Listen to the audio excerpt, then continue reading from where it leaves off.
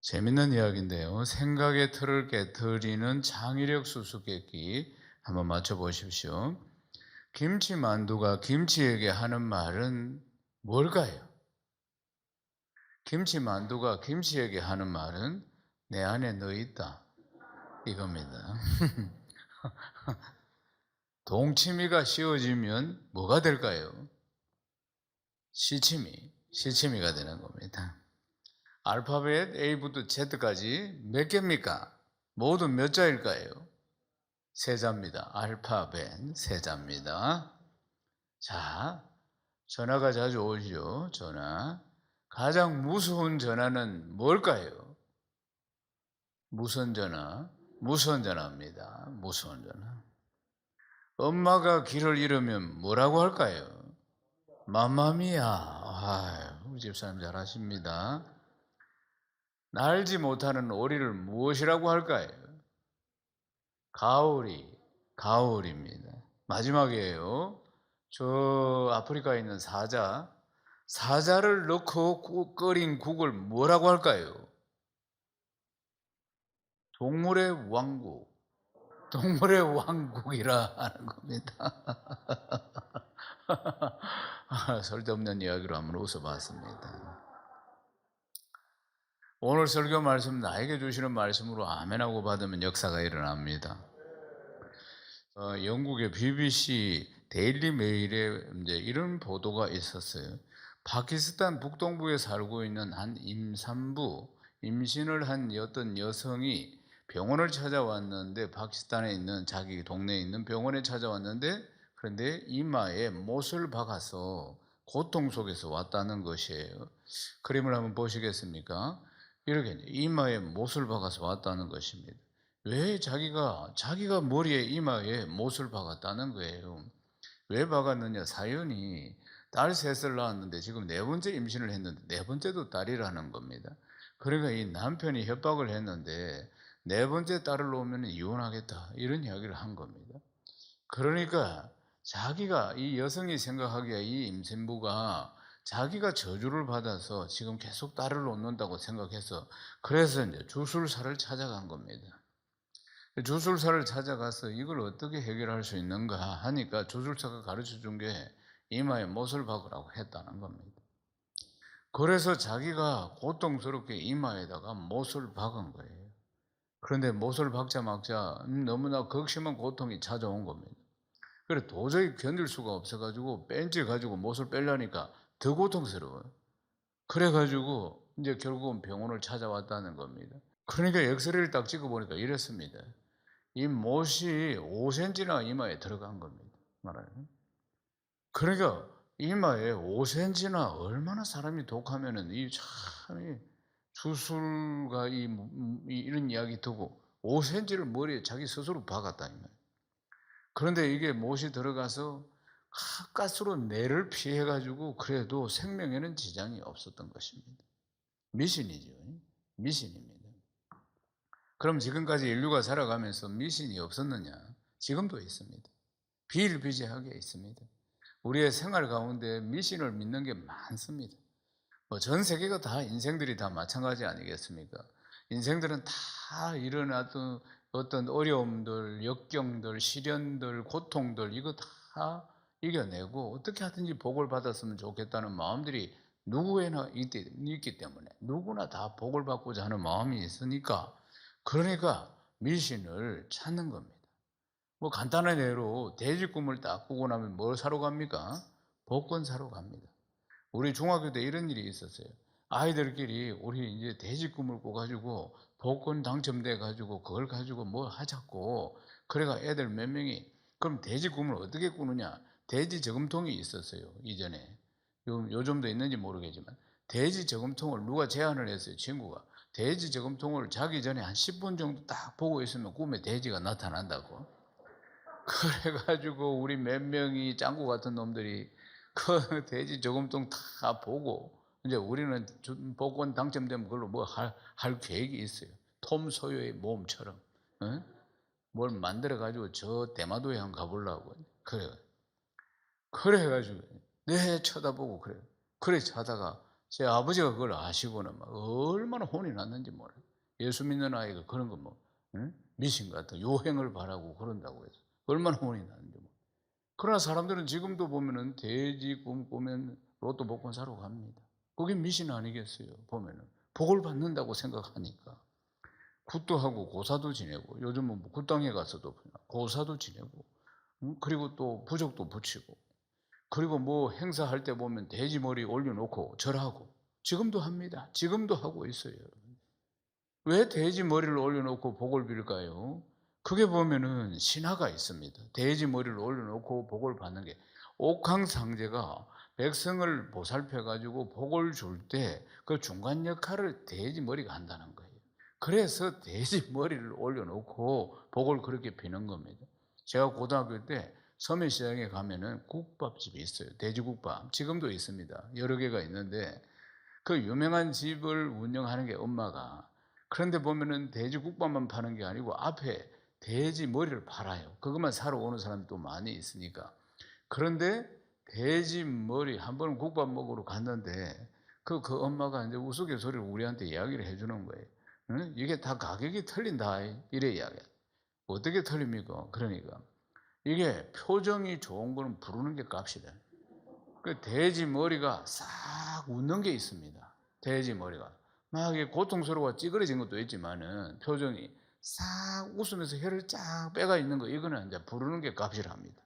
또 그런 걸 좀 찾는 사람이 있대. 복이 더 많이 들어온다고. 그리고 그런 거는 옆으로 딱 돌려놓는다. 그래가지고 그거 찾는 사람은 또 몇 배나 더 받는다고 이야기하는. 몇 배를 더 주고도 그걸 사간다는 거예요. 고사 지낼 때 그거 사용하려고. 그러니까 이게 미신인 거 다 압니다. 그리고 이게 뭐 전혀 신빙성도 없고 검증이 된 것도 아니고 그런 걸 다 사람은 압니다. 반신반의하죠. 미신이라는 것이. 미신을 하면서 말이죠. 미신을 섬기고 부적을 붙이고 그리고 또 돼지 머리 올려놓고 고사 지내고 할 때 확실히 온다 이런 사람이 어디 있습니까? 없지. 말하자면은 왜요? 그런 반신반의하면서도 왜 그런 일을 할까요? 불안하니까. 불안하니까 인생은. 두려우니까. 두렵지 않는 인생이 어디 있습니까? 불안하지 않는 인생이 어디 있습니까? 사업을 시작한다, 무슨 일을 한다, 차 사놓고, 돼지 머리 올려놓고, 무사 안전 운행을 빌면서 얼마나 지금도 뭐 벤처 앞에서 돼지 머리 올려놓고, 그거 아주 진풍경입니다. 왜요? 자신이 없으니까. 안전운전 누가 자신합니까? 차 좋다고 사고 안 납니까? 옆에서 치거나 뒤에서 받거나 뭐. 얼마든지 지금도 일어나고 있으니까 안전운전을 해요. 그래서 이제 그 좋은 차 앞에서도 넙죽넙죽 뭐 2000년 전에 지금도 하고 있고 앞으로도 할 거예요. 인생들은 두려우니까. 두려우니까 그래라도 해야지 이 두려움을 좀 해소할 수가 있다. 그럼 염려를 해소할 수가 있다는 것이에요. 그래서 돼지머리 올려놓고 고사를 지내는 것입니다. 그래서 사람들은 어떻게 하든지 염려, 걱정, 근심에서 벗어나고 내가 하는 일이 잘 되고 복을 받기를 원하는 게 인간의 원초적인 마음 아니겠습니까? 그렇게 이제 사람들은 참 복 받고 작년보다는 올해는 또 더 편안하고 다 건강하고 잘 되고 그렇게 살기를 바라지만은 사실은 그게 또 뜻대로 되지 않는다 그 말이에요. 성경 말씀에 보면 사람이 계획할지라도 그 길을 인도하시는 분 여호와 하나님이시라고 하셨어요. 그러니까 지금 올해도 들어와서 기대 속에서 올해 이 두 달을 이제 지나고 있지 않았어요. 그래도 지금 두 달 동안의 생애 변수가 또 얼마나 많이 있는지 모릅니다. 지금 어떤 문제가 또 터질지도 모릅니다. 그게 우리 인생이라 그 말이에요. 그러니까 늘 불안한 겁니다. 늘 초조한 거예요. 마음속에. 또 코로나 상황이니까. 벌써 3년째 아니겠어요, 보면은. 그럼 뭐 오미크론으로 해서 막 확 확산이 되고 이러고 있으니까 이 얼마나 두려움이 우리 안에 염려가 많이 있는지 모릅니다. 미신을 사람들이 뭐 지금 첨단의 과학을 뭐 지금 이제 뭐 왔다 갔다 하고 뭐 온 우주를 왔다 갔다 하고 앞으로는 뭐 우주 여행을 간다 할지라도 사람은 여전히 미신을 섬길 겁니다. 미신을 쫓아갈 거라 그 말이에요. 왜요? 불안한 존재이니까. 불안한 존재라 그 말. 그런데 불안하고 두려워하는 마음의 심청을 분석해 보면은 사람이 가장 두려워하는 게 죽음입니다. 실제로는. 그 두려움 속을 쑥 들어가서 무엇 때문에 두려워하는가? 두려움의 원인이 여러 가지가 있겠지만 그러나 숨어 있는 두려움, 가장 큰 두려움은 죽음에 대한 두려움입니다. 죽음 앞에서 당당한 사람 있습니까? 없습니다. 내 죽을 날짜 아는 사람 있습니까? 없습니다. 더 두렵죠. 젊다고 세상 안 떠납니까? 떠납니다. 건강하다고 병 안 듭니까? 듭니다. 예측도 할 수 없는 인생 아니겠어요? 그러니까 두렵습니다. 죽음에 대한 두려움이에요. 죽음이 찾아왔다. 거부할 사람이 있습니까? 없습니다. 왜요 죽음이 두렵습니까? 한 번도 경험해 보지 못했기 때문에. 그리고 모든 것이 끝나기 때문에.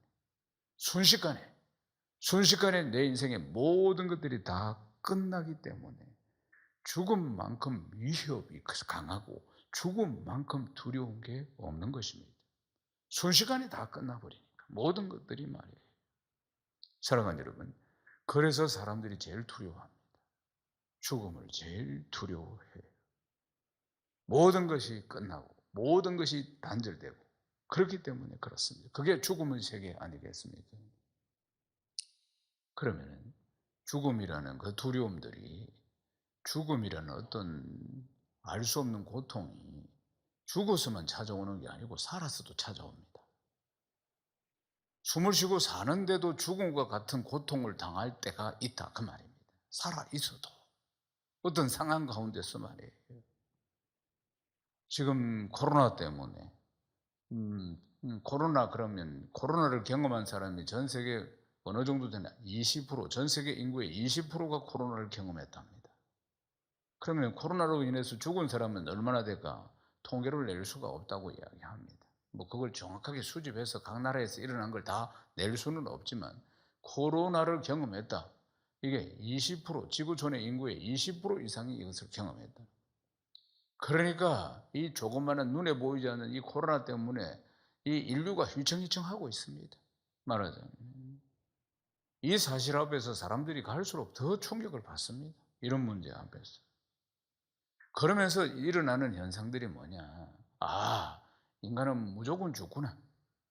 전에는 죽음이 막연하게 멀리 있다고 생각했는데 그러면서 절대적인 신은 죽지 않겠구나. 그러니까 신의 존재에 대한 인식이 더 강해졌다는 것입니다. 더 강해졌다는 것입니다.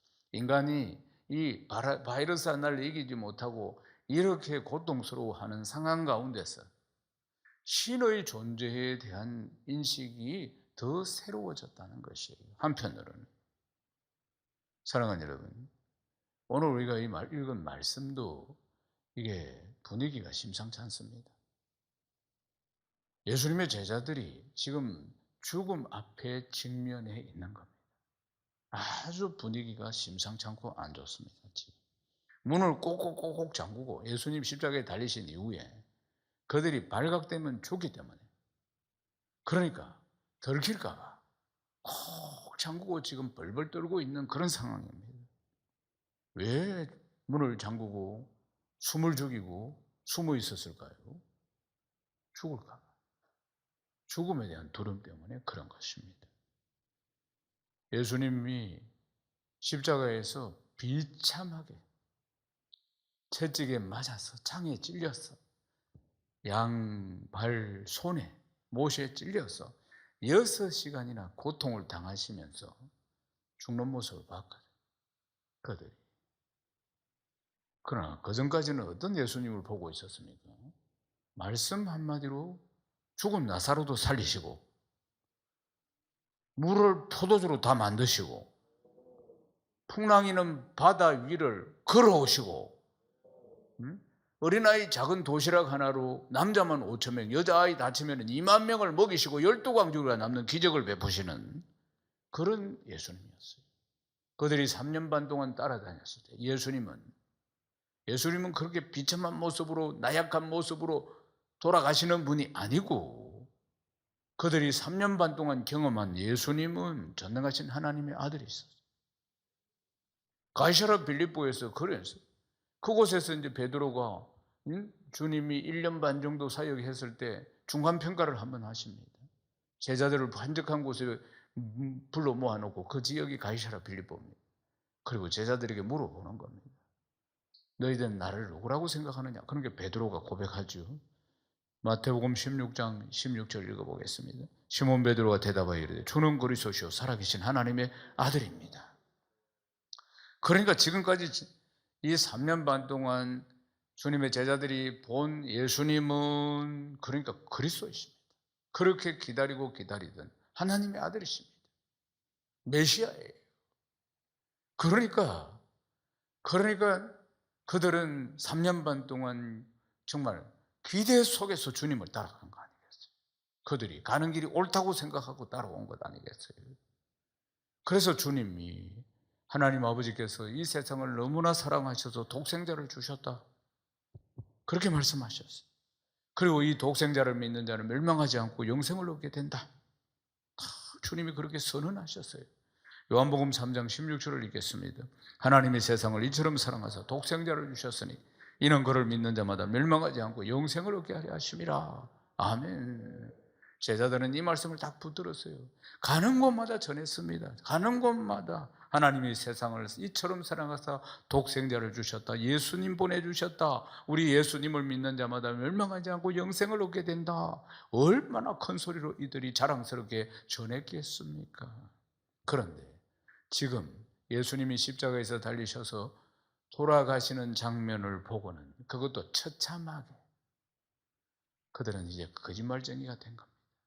말하자면 제자들이 지금까지 3년 반 동안 인생을 바쳐서 주님을 따라갔는데 그들의 인생들도 지금 무너지는 겁니다. 그들의 정체성도 지금 무너지는 것이. 예수님이 어떻게 십자가에 달리셨습니까? 신성모독죄로. 예수님이 하나님의 아들이라고 하시니까, 예수님이 그리스도라고 하시니까, 예수님이 메시아라고 하시니까, 그러니까 신성모독으로 유대인들은 그걸 인정하지 않으니까, 그러니까 신성모독으로 걸어서 십자가에 매단 겁니다. 그리고는 그를 따르는 신성모독죄를 범해가지고 십자가에 죽은 예수를 따르는 제자들을 전부 잡아서 똑같이 처형할 거라고 눈에 불을 켜고 찾아다니고 있었으니까 두려웠죠. 두려웠다. 요한복음 20장 19절 하반절입니다. 예수께서 오사 가운데 서서 이르시되 너희에게 평강이 있을지어다. 두려워 떨고 있는 이들에게 부활하신 몸은 공간을 초월합니다. 쑥 들어오셔가지고 제일 먼저 하신 말씀이 평강이 있을지어다. 평강이 있을지어다. 평강이 있을지어다. 오늘 우리에게 주시는 말씀이 평강입니다. 이 평강을 받으십시오. 그들은 두려움 속에, 공포 속에 떨고 있습니다. 그들의 마음속 깊은 곳에는 정말 두려움, 죽음에 대한 두려움, 잡힐까 봐 두려움, 그리고 소망이 끊어져 버린 두려움, 그 절망들, 이루다 표현할 수 없는 두려움 속에 주님이 오셔서 평강이 있을지어다. 제자들에게 가장 필요한 것은 평강이었습니다. 아멘이십니까? 주님이 평강이 있을지어다. 평강이 있을지어다. 요한복음 20장 21절 상반절입니다. 예수께서 또 이르시되 너희에게 평강이 있을지어다. 또 이르시되 평강이 있을지어다. 아멘이십니까? 사랑하는 여러분, 주님이 평강을 기원합니다. 사망 권세를 깨뜨리신 우리 주님 아니십니까? 그래서 사망, 죽음을 두려워하고 있는 이들에게 주께서 그 죽음의 권세를 깨뜨리신 우리 주님이 너희들에게 내가 평강을 주노라. 아멘, 아멘. 사랑하는 여러분, 이 평강은 세상이 주는 평강이 아니고 하늘에서 내려오는 평강입니다. 아멘이십니까? 요한복음 16장 33절입니다. 이것을 너희에게 이르는 것은 너희로 내 안에 평안을 누리게 하려 함이라. 세상에서는 너희가 환난을 당하나 담대하라. 내가 세상을 이기었노라. 세상을 이기신 주님의 평강, 사망 권세를 이기신 주님의 평강이 오늘 예배에 참석한 우리 모든 성도들 안에 넘치기를 주님의 이름으로 축원합니다. 아멘이십니까? 이 평강은 세상이 결코 줄 수 없는 것입니다. 어떤 방법으로도 얻을 수가 없는 것입니다. 참 평안은 우리 주님으로부터 오는 것입니다. 이 죽음의 권세를 깨뜨리시고 부활하신 우리 주님으로부터만 이 세상이 줄 수 없는 평강을 우리가 받게 되는 줄로 믿습니다. 죽음을 이기신 예수 그리스도, 예수 그리스도께서 주시는 평강이 오늘 모든 성도들에게 넘치기를 다시 한번 주님의 이름으로 축복합니다. 이 평강은 단순히 마음의 안정이나 평안을 찾는 것이 아닙니다. 사망 권세를 깨뜨리신 그 평강을 말씀하는 것입니다. 이 평강은 어느 누구도 빼앗을 수가 없는 것입니다. 주님이 이 평강을 우리에게 주시기 위해서 모든 대가를 다 치렀다는 것입니다. 요한복음 20장 20절을 읽겠습니다. 이 말씀을 하시고 손과 옆구리를 보이시니 제자들이 주를 보고 기뻐하더라. 아멘.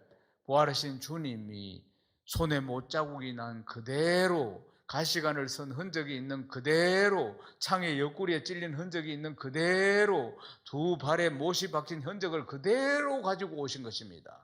그리고 그것을 다 보여주신 것입니다.